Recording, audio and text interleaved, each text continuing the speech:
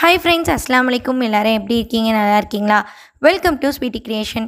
இன்றைக்கி நம்ம சேனலில் என்ன பார்க்க போகிறோம் அப்படின்னா, பக்ரீத் விலாக் தான் பார்க்க போகிறீங்க. ஸோ இந்த விலாக் போடுறதுக்கு ரொம்பவே டைம் எடுத்துக்கிட்டேன் அப்படின்னு சொல்லிட்டு நான் நினைக்கிறேன். நிறையா பேர் எப்போ தான் வீடியோ போடுவீங்க அப்படின்னு சொல்லிட்டு கமெண்ட்லாம் பண்ண ஆரம்பிச்சிட்டிங்க. ஸோ அதுக்காகவே எவ்வளோ சீக்கிரம் நம்மளால் எடிட் பண்ணி முடிக்க முடியுமோ அவ்வளோ சீக்கிரம் நான் இந்த வீடியோ அப்லோட் பண்ணியிருக்கேன். இந்த வீடியோ உங்களுக்கு பிடிக்கும், ஸ்கிப் பண்ணாமல் பாருங்கள். இப்போ வாங்க நம்ம வீடியோக்குள்ளே போகலாம். பக்ரீத்துக்கு ஒரு 2 நாளைக்கு முன்னாடியே மாடியிலேருந்து பார்க்கும்போது ஆடுங்களாம் நிறையா போயிட்டு இருந்துச்சு. ஏன்னா குர்பானி கொடுக்குறதுக்காக ஆடு சந்தைக்கு எடுத்துகிட்டு போவாங்க. ஸோ அங்கேருந்து நமக்கு தேவையான அந்த ஆடை வாங்கிப்பாங்க. அதுக்கு முன்னாடி பார்த்திங்க அப்படின்னா, ஹப்சாஸ் ஹென்னா அப்படின்னு சொல்லிட்டு ஒரு இன்ஸ்டாகிராம் பேஜ்லேருந்து ஒரு அழகான யூனிக்கான ஹென்னா கிட் எனக்கு சென்ட் பண்ணியிருந்தாங்க. இந்த இதுக்கு இவங்கக்கிட்டேருந்து தான் நான் ஹென்னா வாங்கி போட்டிருந்தேன். அண்ட் இவங்கக்கிட்ட ஹென்னாலேயே இவ்வளோ வகை இருக்கா அப்படின்னு சொல்லிட்டு நீங்களே செக் பண்ணி பார்த்துக்கோங்க. ஏன்னா அவ்வளோ ப்ராடக்ட் இவங்க ஹோம்மேடாக ரொம்ப நேச்சுரலாக பண்ணுறாங்க. ஹென்னாலேயே இவ்வளோ டிஃப்ரெண்ட்டாக பண்ணலாமா அப்படின்னு சொல்லிட்டு இவங்க பேஜில் தான் நான் பார்த்தோன்னே இது எல்லாத்தையுமே ட்ரை பண்ணி பார்க்கணும் அப்படின்னு சொல்லிட்டு வாங்கியாச்சு. ஸோ என்னென்ன கொடுத்தாங்க, எப்படி யூஸ் பண்ணணும் அப்படின்னு சொல்லிட்டு இந்த வீடியோவில் கொடுத்துருக்கேன். ஸ்கிப் பண்ணாமல் பாருங்கள். இவங்ககிட்ட நீங்கள் வாங்கணும் அப்படின்னு சொல்லிட்டு நினைக்கிறீங்களா? ஸோ அப்படி நினச்சிங்க அப்படின்னா என்னோடய டிஸ்கிரிப்ஷனை போய் செக் பண்ணி பாருங்கள். இவங்களோட Instagram page link, WhatsApp number இது எல்லாமே கொடுத்துருக்கேன். மறக்காமல் செக் பண்ணி பாருங்கள். அண்ட் எந்த ஈவெண்ட் ஆர் ஃபங்க்ஷனாக இருந்தாலுமே இவங்ககிட்ட நீங்கள் மெஹந்தி வாங்கிக்கலாம். பல்க் ஆர்டர்ஸுமே இவங்க கண்டக்ட் பண்ணிகிட்ருக்காங்க. அண்ட் ரேட்டை பற்றி நீங்கள் ஒரி பண்ணிக்கவே வேணாம். ரொம்ப அஃபரபிள் ரேட்டில் தான் கொடுத்துட்ருக்காங்க. மறக்காமல் செக் பண்ணி வாங்கிக்கோங்க. அவங்கக்கிட்ட உள்ள ப்ராடக்ட் எல்லாமே நான் இப்போ சொல்கிறேன். Organic premium henna, organic bridal henna, nail cone, organic henna dip, ஸ்டென்சில்ஸ்லாம் நிறையாவே இருக்குது. டிசைன்ஸ் நிறையா அவங்கக்கிட்ட வச்சுருக்காங்க. அண்ட் ஹென்னா நெயில் பாலிஷ் ரொம்பவே ஸ்பெஷலு. ஆஃப்டர் கேர் பண்ணுறதுக்காக sealant spray, after care balm, after care oil, instant henna dip அப்படின்னு சொல்லிட்டு இவங்கக்கிட்ட ஏகப்பட்ட ஐட்டம்ஸ்லாம் இருக்குது. இதுக்காகவே அவங்க பேஜை ஃபாலோ பண்ணி வச்சுக்கலாம் நம்ம. ஸோ எனக்கு என்னென்ன ப்ராடக்ட்லாம் கொடுத்தாங்க, நான் என்னென்னலாம் அவங்கக்கிட்ட கேட்டிருந்தேன் அப்படின்னு சொல்லிட்டு இப்போ பார்க்கலாம். இது இன்ஸ்டண்ட்டாக ஹென்னா நெயில் பாலிஷ் யூஸ் பண்ணுறதுக்கு. And next organic henna dip. So அதுக்கப்புறம் sealant spray, after care balm. இன்ஸ்டண்ட்டாக நம்மளுக்கு ஹென்னா டிப் நம்மளுக்கு வேணும் அப்படின்னா இந்த பாட்டிலுமே நம்ம வாங்கிக்கலாம். அதுக்கப்புறம் ஆஃப்டர் கேர் ஆயில் கொடுத்துருந்தாங்க. அண்ட் ஸ்டென்சில்ஸ் நான் செலக்ட் பண்ணியிருக்கேன். அந்த டிசைன் தான் எனக்கு சென்ட் பண்ணியிருக்காங்க. அண்ட் 3 ஆர்கானிக் ஹென்னா சென்ட் பண்ணியிருக்காங்க. 2 நெயில் கவுன் சென்ட் பண்ணியிருந்தாங்க. ஸோ ஸ்டென்சில்ஸை ஃபஸ்ட்டு கட் பண்ணிக்கிறேன். ஸோ நம்மளுக்கு எந்தெந்த டிசைன் எப்படி வேணும் அப்படின்னு சொல்லிட்டு கட் பண்ணி ஃபஸ்ட்டே எடுத்துகிட்டு ஸோ கையில் நான் உரித்து ஒட்ட ஆரம்பிச்சிட்டேன். இது மாதிரி நிறையா வீடியோ அப்லோட் பண்ணியிருக்கேன். பட் இன்னுமே ஸ்டென்சில்ஸ் யூஸ் பண்ண தெரியாதவங்க இருக்காங்க. அதுக்காக தான் இந்த வீடியோ. ஸோ இந்த மாதிரி தேவையான இடத்துல தான் தேவையான டிசைன்ஸ் எல்லாம் ஒட்டி எடுத்துக்கிட்டேன். ஒட்டிட்டு நல்லா ஒரு கேப் கூட இல்லாமல் நல்லா ஒட்டி எடுத்துகிட்டு அந்த இடத்துல ஆர்கானிக் ஹென்னாவை வச்சு ஃபில் பண்ணி எடுத்துக்கிட்டேன். ஸோ ஒரு கேப்புமே இல்லாமல் நல்லா எல்லா இடத்தையுமே ஃபில் பண்ணி எடுத்துட்டோம் அப்படின்னா நல்ல ஒரு ஃபினிஷிங் நம்மளுக்கு கிடைக்கும். ஸோ சேம் அதே மாதிரி மாடல் கிடைக்கும். ஸோ இதை நல்லா ஃபில் பண்ணி எடுத்ததுக்கப்புறம் நல்லா காய வச்சு எடுத்துக்கோங்க. அதுக்கு இடையில பார்த்திங்க அப்படின்னா தங்கச்சி, சிச்சானி பொண்ணு இவங்க எல்லாருக்குமே இந்த மாதிரி organic henna tip, nail henna tip, instant henna tip இது எல்லாத்தையுமே வச்சு யூஸ் பண்ணி பார்த்துட்டு இருந்தேன். அண்ட் அப்சீனுக்கு பார்த்திங்க அப்படின்னா எனக்கு ஹென்னா நெயில் பாலிஷ் தான் வேணும் அப்படின்னு சொல்லியிருந்தா. ஸோ அவளுக்கு ஹென்னா நெயில் பாலிஷ் போட்டிருந்தேன். ஸோ ஒரு கோட்டிங்லேயே பார்த்திங்க அப்படின்னா சூப்பராக இருந்துச்சு. அதுக்கு இடையில் பார்த்திங்க அப்படின்னா என்னோடய மெஹந்தி ரொம்பவே ட்ரை ஆயிடுச்சு. ஸோ சீலன் ஸ்ப்ரே கொடுத்துருந்தாங்க.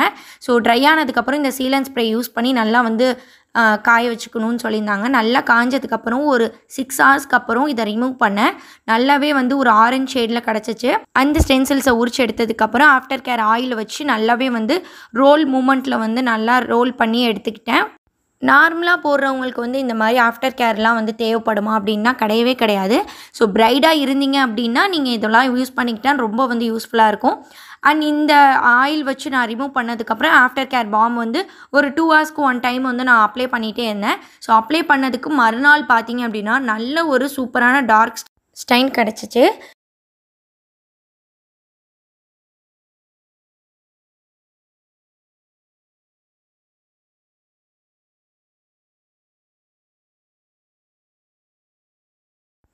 அதுக்கப்புறம் ஹென்னா நெயில் பாலிஷ் நம்ம யூஸ் பண்ணி பார்க்கலாம் அப்படின்னு சொல்லிட்டு என்னோடய கைக்கு நெயிலுக்கு போட்டுட்ருந்தேன்.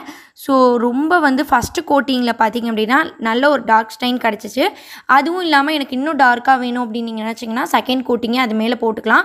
இது உரிச்சு எடுக்கிற மெத்தட் தான். பட் நான் உரிச்சு எடுக்கல, அப்படியே ரொம்ப சூப்பராக இருந்துச்சு. ஒரு 10 மினிட்ஸ் நம்ம அப்படியே வச்சுருந்தோம்னா அதே ஸ்டைன்லேயே கிடைக்கும். பட் இது வந்து அப்போதைக்கு இன்ஸ்டண்ட்டாக யூஸ் பண்ணிக்கிற ஒரு சூப்பரான பொருள்னே சொல்லுவேன். அதுக்கப்புறம் கையில் வந்து டேப்லாம் ஒட்டிட்டு இன்ஸ்டன்ட் ஹென்னா டிப் வந்து ட்ரை பண்ணி பார்த்தேன்.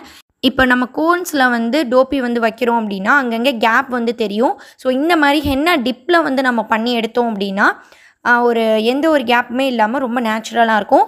அப்புறம் என்ன, டைமை வேஸ்ட் பண்ணாமல் இவங்களோட பேஜை போய் செக் பண்ணி பார்த்துக்கோங்க. எனக்கு ஒரு வழியாக முடிச்சதுக்கப்புறம் ஒரு கைக்கு, அதுக்கப்புறம் என் சிச்சாணி பொண்ணுக்கு, என்னோடய ஃபஸ்ட்டு சிஸ்டருக்கு எல்லாத்துக்குமே மெஹந்தி போட ஸ்டார்ட் பண்ணேன். எல்லாருக்குமே இந்த டைம் வந்து ரொம்ப சிம்பிளான டிசைன்ஸ் தான் நான் போட்டிருந்தேன். ஸோ லைட்டாக அரபிக் டிசைன்ஸ் மாதிரி போடலாம் அப்படின்னு சொல்லிட்டு எல்லாருமே அதே மாதிரி தான் போட்டோம். ஸோ ஸ்டென்சில்ஸுமே நான் அதே மாதிரி தான் வந்து சூஸ் பண்ணி அவங்கக்கிட்ட வாங்கினேன். ஃபஸ்ட்டு சிஸ்டருக்கு இந்த டிசைன் வந்து போட்டேன். ஸோ நெக்ஸ்ட்டு பார்த்தீங்க அப்படின்னா அஃப்சீனுக்கு தான். அஃப்சீன் என்னென்ன அல்சாட்டையெல்லாம் பண்ணா அப்படின்னு சொல்லிட்டு இதிலேயே பார்ப்பீங்க. அஃப்சீனுக்கு சிம்பிளாக போட்டால் சுத்தமாக பிடிக்காது. நல்ல கிராண்டாக வந்து அவள் போடணும்னு நினப்பா. அதனாலேயே என்னைய டிசைன் சூஸ் பண்ண விடாமல் அவள் தான் சூஸ் பண்ணுவேன் அப்படின்னு சொல்லிட்டு ஒவ்வொரு டிசைனுமே அவள் சூஸ் பண்ணிகிட்டு இருந்தா. இந்த டிசைன் பிடிக்கல, அந்த டிசைன் பிடிக்கல அப்படின்னு சொல்லிட்டு. இது இது அப்போ வேற என்ன? எது? அதெல்லாம் வேணாம், நல்லாவே இல்லை. உன் கை சின்ன கை. வேற நல்லாவே இல்லை. வேற எதுவுமே கொடு, நானே பார்க்குறேன். ஒரு வழியாக இவளுக்கு டிசைன் எல்லாம் செலக்ட் பண்ணி முடிச்சுட்டு போட ஆரம்பிச்சிட்டேன். அதுலேயுமே நிறையா வந்து குறை சொல்லிகிட்டு இருந்தேன். எனக்கு இந்த கையிலேருந்து வேணும், இவ்வளோ தூரம் வேணும் அப்படின்னு சொல்லிட்டு. அன்னைக்கு நைட்டு பார்த்தீங்கன்னா எல்லா வேலையும் ஒன்று சேர்ந்த மாதிரி போயிடுச்சு. ஸோ எல்லா வேலையுமே ஒவ்வொன்றா வந்து முடிச்சுட்டு இருந்தேன். ஸோ இந்த டைம் வந்து ஊரில் டேடியும் இருந்தாங்க. ஸோ அதனால் மார்னிங் என்ன ஷர்ட் போடுறாங்களோ அதுக்கு வந்து அயர்ன் பண்ணி வச்சுட்டு இருந்தாங்க. ஸோ அதையும் ஒரு கிளிப்ஸ் மாதிரி எடுத்தேன். எல்லா பக்ரீத்துக்குமே ஊரில் தான் இருப்பாங்க டேடி. ஸோ இந்த டைம் தான் வந்து நம்ம ஊரில் இருக்காங்க.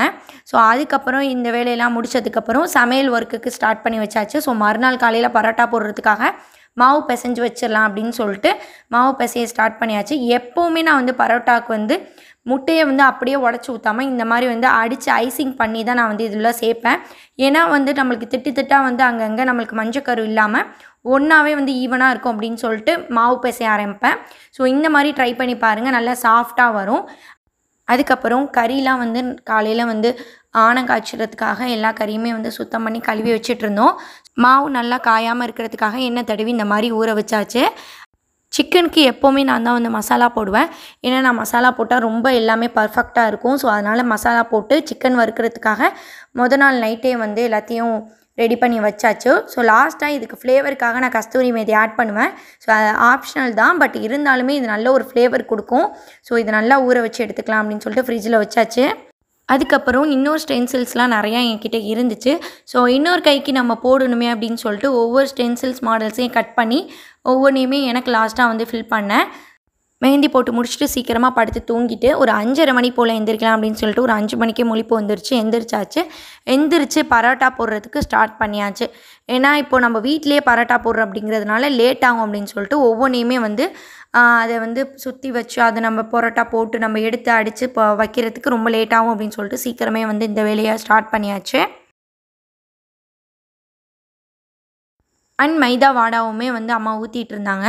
ஸோ மைதா வாடா கறி குழம்பு ரொம்பவே வந்து சூப்பராக இருக்கும். இந்த டேஸ்ட்டுக்கு எங்கேயுமே ஈடாகாது. அப்சின் சீக்கிரமே அன்றைக்கி எந்திரிச்சு ட்ரெஸ் எல்லாம் மாற்றிட்டா, குளிச்சுட்டு தொழுக கிளம்பியாச்சு. ஸோ தொழுது முடிச்சுட்டு எல்லாருமே வீட்டுக்கு வந்தாச்சு. ஸோ பள்ளிவாசலில் தான் நாங்கள் போய் தொழுதோம். அந்த கிளிப்ஸை வந்து என்னால் எடுக்க முடியல. ஸோ தொழுதுட்டு வீட்டுக்கு வந்தாச்சு. வந்துட்டு நம்ம ஃபோட்டோஸ்லாம் எடுக்கலாம், மார்னிங் கிளிக் எடுக்கலாம் அப்படின்னு சொல்லிட்டு அப்சினை ரெடி பண்ணிகிட்டு இருந்தோம். அன்றைக்கி பார்த்தீங்கன்னா அப்சின் வித்தவுட் மேக்கப்பில் தான் வந்து ஃபோட்டோலாம் எடுத்தா. சுத்தமாக வந்து மேக்கப்பே அவள் போடவே இல்லை. என்னன்னே தெரில, நானும் மறந்துட்டேன், அவளும் மறந்துட்டான். ஸோ கிளம்புறதுலேயே டயர்டாக இருந்துச்சு. எந்த பக்ரீத்துக்குமே எங்களால் ஆடு வெட்ட முடியல. பட் இந்த வாட்டி டேடி ஊருக்கு வந்திருந்தாங்க. ஸோ இந்த வாட்டி ஆடு வெட்டலாம் அப்படின்னு சொல்லிட்டு ஃபஸ்ட் டைம் வந்து ஆடு வெட்டணும். ஸோ அந்த ஆடை பார்க்கும்போதே ரொம்ப பாவமாக இருந்துச்சு. அதை அறுத்து நம்ம சாப்பிடுவோம் அப்படின்னு சொல்லிட்டு அதை டேடி தான் வந்து ஃபஸ்ட்டு கழுத்தில் வந்து கத்தியை வச்சு அறுத்து அவங்களுக்கு கொடுத்தாங்க. அதுக்கப்புறம் ஆட்டெல்லாம் வந்து உரித்து எடுத்துட்டாங்க, தோலெல்லாம். ஃபஸ்ட்டு ஆடு வந்து வெட்டி உரித்து எடுத்துட்டாங்க. அதுக்கப்புறம் பீஸ் போடுறதுக்காக ஆள் தனியாக வந்திருந்தாங்க, கறி துண்டு போடுறதுக்காக. ஸோ எல்லாத்துக்குமே வந்து புகந்து விடணும் இல்லையா? ஸோ அதனால் சரிசமமாக வந்து கறி துண்டு போட்டாங்க.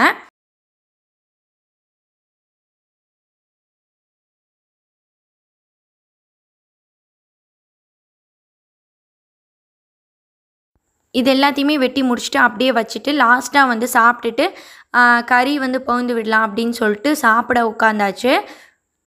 அன்னைக்கு எதுவுமே ஸ்பெஷல்லாம் கிடையாது. எப்போவுமே பக்ரீத்துக்கு நாங்கள் எப்படி செலிப்ரேட் பண்ணுவோம், என்னென்ன சமைப்போமோ அதே தான் அன்றைக்கி பண்ணியிருந்தோம். என்னென்ன அப்படின்னு பார்த்தீங்கன்னா, மைதா வாடா, பரோட்டா, கடல் பாசி, முட்டை வட்டலப்பம், இடியாப்பம், இது எல்லாமே மார்னிங்க்கான சாப்பாடு. ஸோ மதியம் வந்து நாங்கள் சாப்பாடு சமைக்கலை. ஏன்னா அம்மா வீட்டிலேருந்து, அதாவது சிச்சானி வீட்டிலேருந்து வந்து கொடுத்து விட்றேன் அப்படின்னு சொல்லிட்டாங்க. ஏன்னா இங்கே மார்னிங் சாப்பாடு மட்டும் செஞ்சு சாப்பிட்டாச்சு. ஸோ ஷேரிங் மெத்தடில் தான் அன்றைக்கி நாங்கள் சாப்பிட்டோம். என்ன மாதிரியே அப்சீனுக்கு வந்து பரோட்டா தான் ரொம்ப பிடிக்கும். ஸோ ஃபஸ்ட்டு எடுத்தோடனே பரோட்டா தான் சாப்பிட்டா. அன்றைக்கி எல்லாருமே ட்ரெஸ் போட்டு கிளம்பி ரெடியாக இருந்தாங்க. பட் நான் மட்டும் லேட்டாக வந்து கிளம்புனேன். எல்லா வெள்ளையும் வந்து நம்ம தான் பார்க்கணும் அப்படின்னு சொல்லிட்டு லேட்டாக தான் நான் வந்து வேர் பண்ண ட்ரெஸ்ஸு.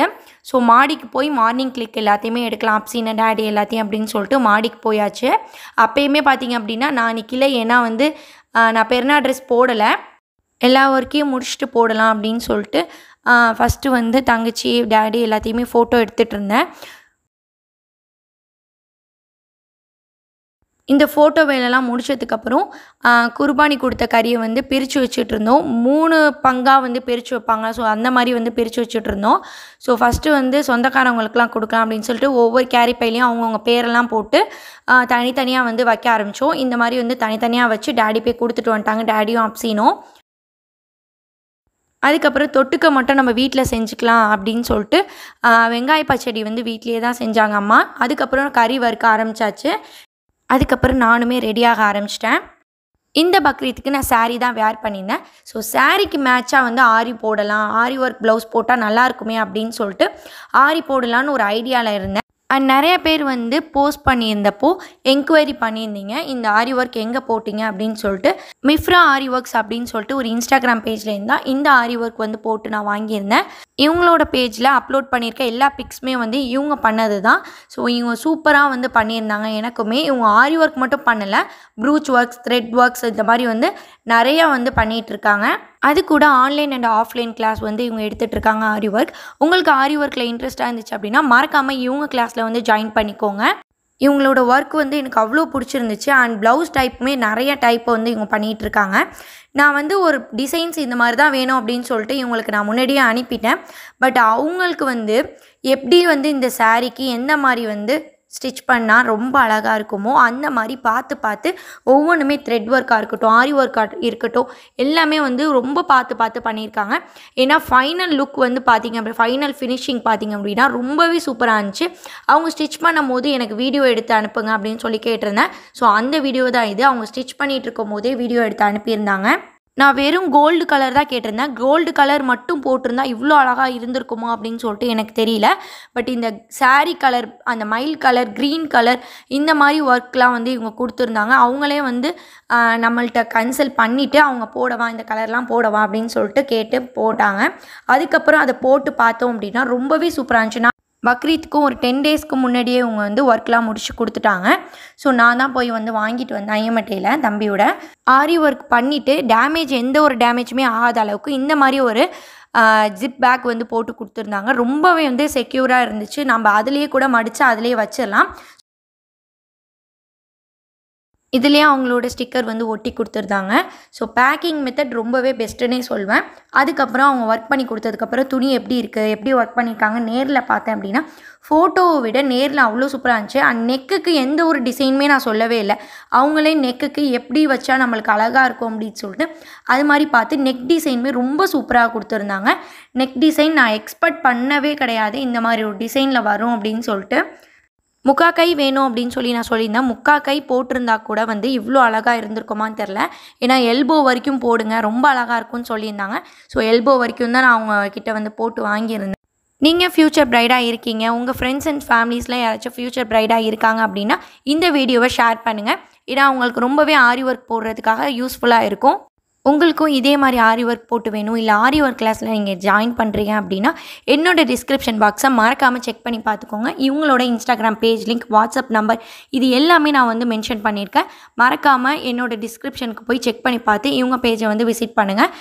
இந்த ஆரி ஒர்க் ப்ளவுஸ் வந்து துணியாக இருக்கும் போது விட ப்ளவுஸ் தச்சு வந்ததுக்கப்புறம் ரொம்பவே சூப்பராக இருந்துச்சு. அதை நான் ஃபிட்டிங்கோட ரொம்ப கரெக்டாக இருந்துச்சு.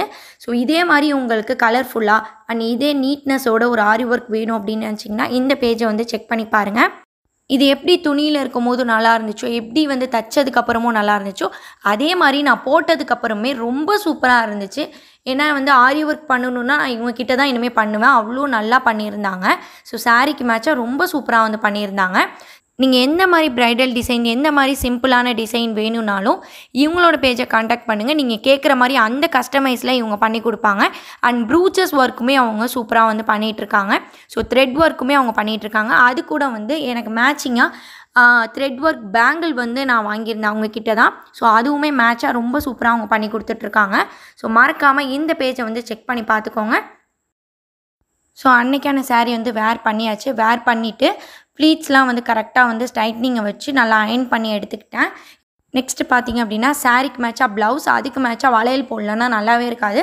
ஸோ அதுக்காக அதே மிஃப்ரா ஆரி ஒர்க்ஸில் வந்து இந்த மாதிரி த்ரெட் பேங்கிள் என்னோடய வளையல் சைஸ்க்கு வந்து கேட்டிருந்தேன். ஸோ ரொம்பவே அதுவும் சூப்பராக வந்து கலர்ஃபுல்லாக பண்ணி கொடுத்துருந்தாங்க. அண்ட் எனக்குமே கரெக்டாக இருந்துச்சு. அது ஒரு கைக்கு வளையல் போட்டாச்சு, இன்னொரு கைக்கு என்ன போடுறது அப்படின்னு சொல்லி கன்ஃபியூஸாகவே இருந்தேன். ஸோ அதுக்கும் மேட்சாக வந்து ஒரு பிரேஸ்லைட் மாதிரி வந்து செட் ஆகிருச்சு கலர்ஃபுல்லாகவே. அண்ட் அதுக்கு தகுந்த மாதிரி இயரிங்ஸ் வந்து லாங்காக போட்டுட்டு கழுத்து ஒட்டி வந்து அட்டி மாதிரி போடலாம், சோக்கர் போடாமல் அட்டி மாதிரி போடலாம் அப்படின்னு சொல்லிட்டு அன்றைக்கி வந்து ரெடி ஆகியாச்சு. ஸோ ரெடி ஆகிட்டு அதுக்கப்புறம் மதியானம் சாப்பிட்றதுக்கு நேரம் ஆயிடுச்சு. ஸோ அம்மா வீட்லேருந்துமே வந்து ஆட்டுக்கறி பிரியாணி நல்லா சுட சுட வந்து வந்துருச்சு. அம்மாவோட ஃப்ரெண்ட்ஸ் வந்து ஒரு 2 பேர் இருந்தாங்க. ஸோ அவங்களுக்கு வெளியே சாப்பாடு கொடுக்கலாம் அப்படின்னு சொல்லிட்டு இந்த சாப்பாடெலாம் வந்து பேக் பண்ணி வச்சுட்டு இருந்தோம். அதுக்கிடையில் வந்து கறி வந்து வறுத்து எடுத்துகிட்டு ஸோ சாம்பார்லாம் வந்து கரெக்டாக வந்து எடுத்து எல்லாத்தையும் பேக் பண்ணி வச்சுட்ருந்தோம். எல்லாருமே சாப்பிட்டு உட்கார்ந்தாச்சு. ஏன்னா மார்னிங் எந்திரிச்சு வேலை பார்த்துட்டு எல்லாத்துக்குமே ரொம்ப டயர்டாக இருந்துச்சு. அதனால் சாப்பிடவே லேட் ஆயிடுச்சு. ஸோ எப்படி இருந்தாலும் சாப்பிட்டுட்டு ரெஸ்ட் எடுக்கலாம் அப்படின்னு சொல்லிட்டு அன்றைக்கி சீக்கிரமாகவே சாப்பிட்டுட்டு ரெஸ்ட் எடுக்க ஆரம்பிச்சிட்டோம். ஆனால் அஃப்சீனுமே தூங்கிட்டா. நாங்கள் சாப்பிடும்போது அஃப்சீன் இல்லவே இல்லை. ஸோ செம்ம டயர்டாக இருந்தாவ தூங்கிட்டாவ. அதுக்கப்புறம் சாப்பிட்டுட்டு ஃபோட்டோஸ்லாம் எடுக்கலாம் அப்படின்னு சொல்லிட்டு சீக்கிரமாக சாப்பிட்டாச்சு. ப்ளவுஸ் எவ்வளோக்கு எவ்வளோ எங்கே வாங்குனீங்கன்னு கேட்டாங்களோ அதை விட சாரீ எங்கே வாங்குனீங்க அப்படின்னு சொல்லிட்டு இன்னும் நிறையா பேர் கேட்டிருந்தாங்க. ஸோ இந்த சாரீ நான் எங்கே வாங்கினேன் அப்படின்னா எந்த ஒரு ஆன்லைன்லேயுமே வாங்கலை. நாங்கள் வீட்டில் ஹேண்ட் ஸ்டாக் பிஸ்னஸ் பண்ணுறோம் அப்படின்னு சொல்லியிருப்பேன் நிறையா வீடியோவில். ஸோ வீட்டில் உள்ள சாரியை தான் நான் எடுத்து கட்டிக்கிட்டேன். புது சாரீ தான் இது. ஸோ இந்த சாரீ வந்து சாஃப்ட் சில்க் தான். எனக்கு ரொம்ப கலர் வந்து யூனிக்காக இருந்துச்சு. ஆஷ் கலர் வந்து என்கிட்ட இல்லை சாரியில். ரெட் தான் வந்து நான் வேர் பண்ணியிருந்தேன். ஸோ ஆஷ் கலர் வந்து செலக்ட் பண்ணியிருந்தேன். நெக்ஸ்ட் விளாக் பார்த்திங்க அப்படின்னா எங்கள் ஹோம் ஆல்ட்ரேஷன் விளாகாக தான் இருக்கும். ஸோ ஹோம் ஆல்ட்ரேஷன் 1 மந்த் எப்படி போச்சு அப்படின்னு சொல்லிட்டு ஒரு விளாகாக இருக்கும். ஸோ அவ்வளோதான். இந்த வீடியோ உங்களுக்கு இதோட முடியுது.